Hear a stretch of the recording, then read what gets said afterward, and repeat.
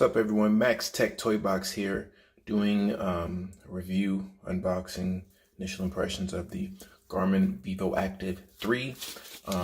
This is not the music edition. This is just the regular Garmin Vivoactive 3.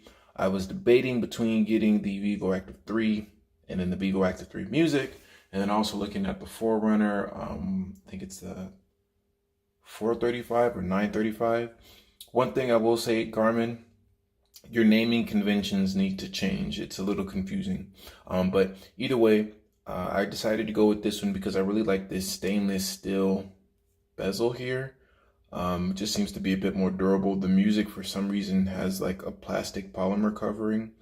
I don't know why. I mean, I know why they decided to do that. It's because if they would have had the music, the Vivoactive 3 music with this stainless steel bezel, then they would have essentially been competing directly with the Forerunner, like 435 or 935, whatever it is, because that has the stainless steel bezel. So I understand that, but so that's the reason why I didn't get the music, because I just think it's feels cheaper or looks cheaper, and I think it's not as durable. Also, I think that with this one, with the looks at it aesthetically, it looks, a bit more premium, which is good. I like that.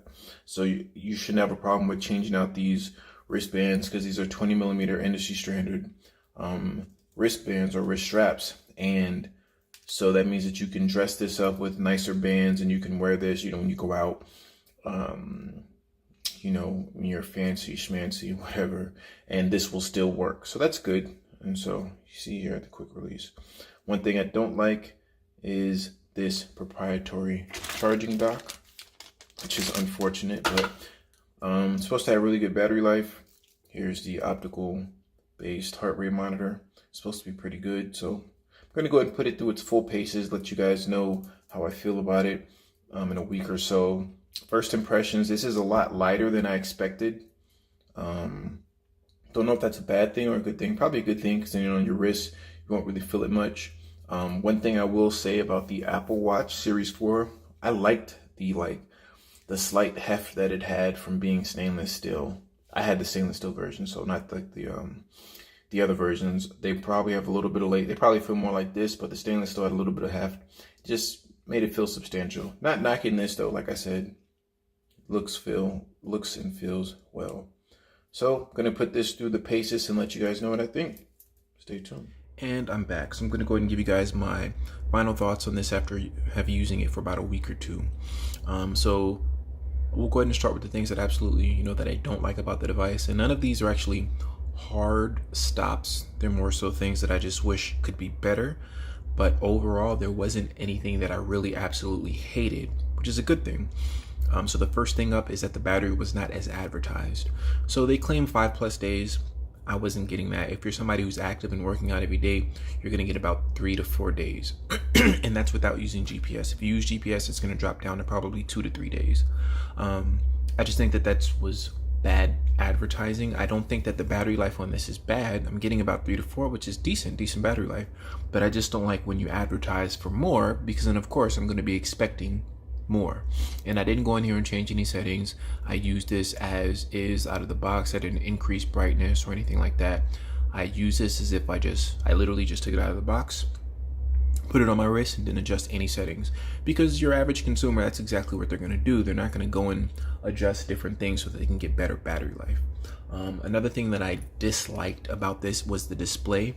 It's like a trans-illuminance display or something like that. It is better in direct sunlight, I will give you that, but it's just not as pleasing to the eye as, say, the Fitbit Ionics display, which that really had a gorgeous display to me. And even if you're talking about the Samsung Galaxy Watch and the Galaxy Watch Active, those displays are a lot nicer.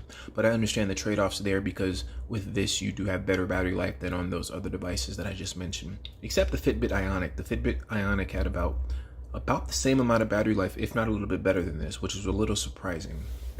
But with that, it didn't have a sort of always on display. It cut off. With this, it's always lit up in the background, as you guys can see. The last thing that I didn't like about this is that it fits a little small on my wrist. And just a side note, I will leave a link to the description of how I purchased this dock, which I did get through Amazon.com. but on my wrist, this is like a 42 millimeter size here for the Vivoactive 3. I wish that they made a 46 millimeter in this particular version. I know that of course you can get the Phoenix 5, which, yeah, that's nice, but that's like $700, and this was $199 at Best Buy. So just wish you had a bit of a bigger size. It doesn't look bad on my wrist, but I just like really big watch faces. And those are the things that I really didn't like, and that's a pretty short list for talking about just the display, the battery life, and that's only because the battery life was not as advertised. And the display is a trade-off, which I completely understand, and it's fine. And the size. Pretty much every other thing about this I did enjoy and I liked. Let's see. So starting off with the fact that when I'm comparing this to the Fitbit Ionic, that had a bit of a longer setup process. The application, the Garmin Connect app, is a really intuitive and pleasing to the eye application that I really do like a lot. I like the fact that you can integrate it with other platforms such as MyFitnessPal, and I just think that the aesthetics of it just look really great to the eye. I think it looks really good. Apart from that, I guess I could go ahead and say something that I don't like is, since I've been saying this about every other watch before this, is the proprietary charging dock. So this dock here that I have, of course, allows me to just set it aside and, you know, and charge it, but it does have these magnetic little pins that you have to sit it inside of. I wish it was Qi charging, but the trade-off for that is you do get a lot better or faster charging times with this. The first video that I had, I was making this video and I decided to scrap it, but over the course of that video, I charged it from 70% to 100%, and that was like 15 minutes. So it charges really fast, which is good. So that's another positive. Something else that I really did like about this, of course, it does include GPS, and it's fairly lightweight. It has really good build quality. It's not super heavy. It feels lightweight. It doesn't feel like the Apple Watch, which could be a knock against it. Yeah, if you had the Apple Watch, I like the way that the Apple Watch felt in the hand because it just felt a little sturdy. This has a decent build quality about it. No qualms. Here, of course, on the back, you have the optical base heart rate monitor, which again is another positive because this is fairly accurate. I did pit it against chest heart strap monitor, and I would have workouts going on my phone and going on the watch at the same time, and they were within minutes of each other. Specifically with treadmill running, other cardio like high intensity interval training, which was surprising. Did surprisingly well. Strength training also was really decent. The only thing with strength training is that with this, sometimes the heart rate would sort of drop off from here when it would display the heart rate, and it just would show like dashes for a couple of seconds, and then it would come back, which is fairly common with pretty much every fitness tracker that I've used. So no real knocks there. What else did I just say? Something else that I really did like about this, the continuous heart rate monitoring. I like the fact that I can just look at my wrist and it'll tell me, you know, what my heart rate is, and this was fairly consistent as well. I will say that there were more drop-offs, like where it displays these dashes when wearing this, when comparing it to the Fitbit Ionic. A lot better than most any other tracker, but it seemed as if the Fitbit Ionic was a bit more consistent than this. Now, I don't know if that means that maybe the Fitbit Ionic could have been lying and just showing that, you know, displaying it. I don't know. But I figured I would go ahead and state that. Talking a little bit about the application again, it is very in-depth in the information that it provides. You do get your recent workouts, your heart rate monitoring, your live heart rate monitoring, obviously, while you have this on your wrist, steps, the intensity minutes for the week, stress, calories. If you have this connected to MyFitnessPal, it will display calories from that, calories in and out, of course, your weight, previous workouts, weekly synopsis. Also, when you go over to the side, you can get your VO2 max for the month. There's a good social integration as well with other people that have Garmin Connect. I really do think that the entire Garmin ecosystem, in terms of sort of keeping you in, is really in depth, and I think that a lot of their competitors could learn a thing or two from what they offer. something like that is fairly hard to find. And I really wish that I would have ran into Garmin earlier, or sooner rather than later, than where I'm running into it now. Either way, I really do like everything basically that has to do with the application and the watch and the way that they integrate with each other. I also am going to be picking up the Garmin index scale and doing a review on that and seeing how well it integrates. But overall, I have pretty high expectations for that. But we'll talk about that later. Overall, just an awesome, great fitness tracker. Sleep tracking is automatic, unlike the Vapor 2, the Misfit Vapor 2, as I spoke to you guys about.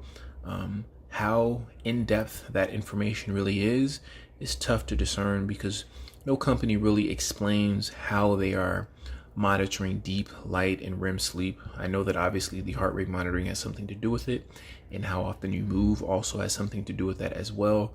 But I don't know how much actual factual information you can get from that.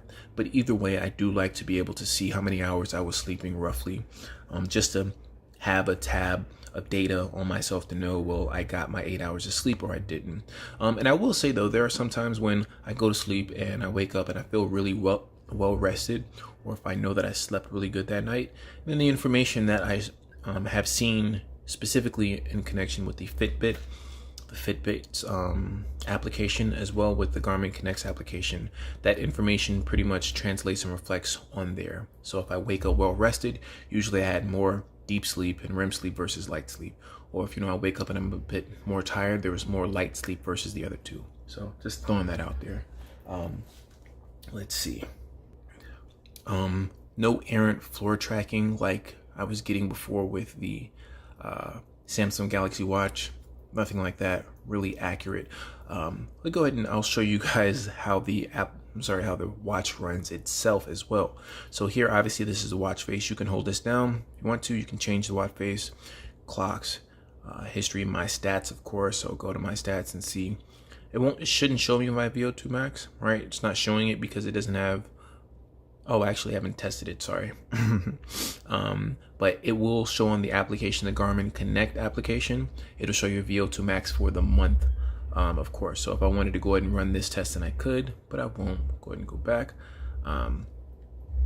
Again, so holding down the watch face here, just like this, scroll down, my stats settings. You can go in here and adjust different things like widgets, activities, and apps, control menu, watch face, sensors, and accessories. So another plus, you can connect a heart rate monitor, like a chest strap heart rate monitor, to this. So kudos to Garmin for allowing that customizability and not being as arrogant as other OEMs and manufacturers with saying that we have the best optically based heart rate monitor, so we're not going to allow you to connect a chest strap monitor. I think that's arrogant, stupid, and it really hurts your user base. Because, if you're someone that wants to get better tracking, or if there's certain things that you do, like high intensity interval training, is fairly difficult for optically based heart rate monitors to to really monitor. So, a chest strap monitor just does a better job at that. So again, I like the fact that they allow you to change that.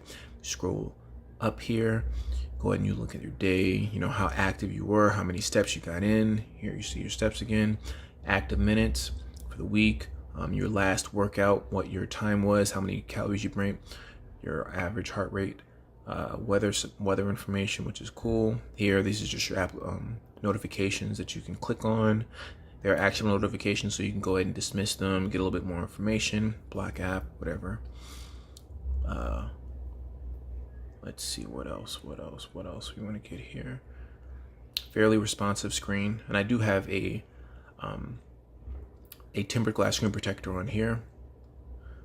So here it just shows your heart rate monitoring and the average, and of course if I had this on, it would show me what it was currently. Floors, I didn't go up any floors today. Oh, this is supposed to be for stress. Yeah, measuring stress, and then just some current like calendar things going on there. If you wanted to start a workout, you just tap this button here. I have mine. These are the most common things that I do: treadmill, strength, running, cardio.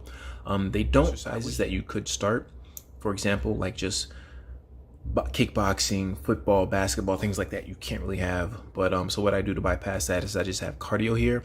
I'll log the cardio workout, and then once you that workout syncs to the application, you can go in there and change the name of the workout. So no big, no hard feelings there, no love lost. You just go in there, you change the name, your heart rate monitoring and everything like that is still tracked, so that's fine.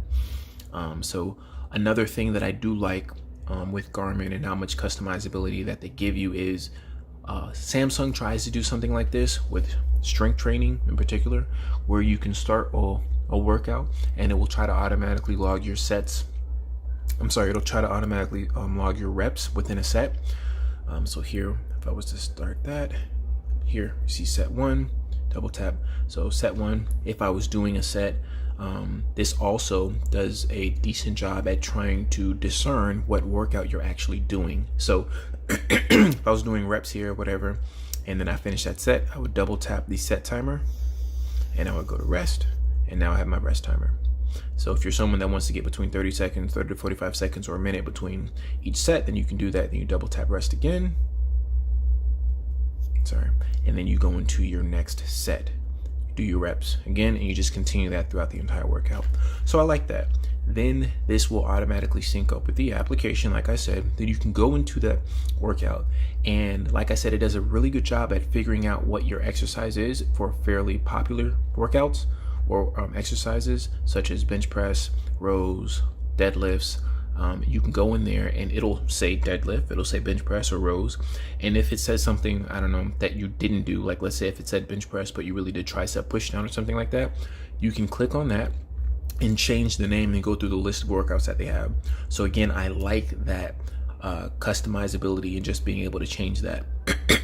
So that's really cool. And that gives you, if you're someone that likes to track your exercises and what you did, you know, on Monday for your chest rep, for your chest workout for your bench, then come Friday you want to make sure you at least hit that same level of intensity or the same amount of reps. You can always go back and check to see what you did, and it's cool that you can just do this all from your wrist. So that's really good.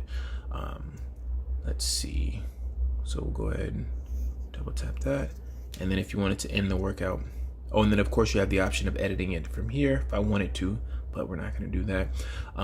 Again, you have the option to do it. I don't do it because I'm usually pretty good at knowing how many sets or how many reps I'm doing each set, because I usually keep them at the same amount each time.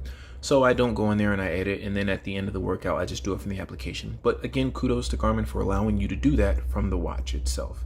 And then you just tap this if you wanted to end the workout. Done. That. Discard. No problems with accidentally stopping or pausing workouts the entire time that I was using the watch, which is good. And I have run into that problem with other fitness trackers. And again, so like I said, this is fairly lightweight.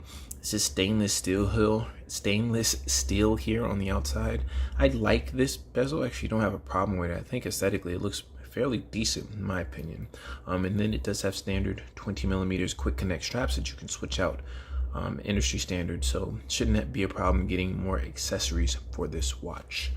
Let's see, I'm trying to think if there was anything else about this that I wanted to comment on. I think overall this is a very good fitness tracker.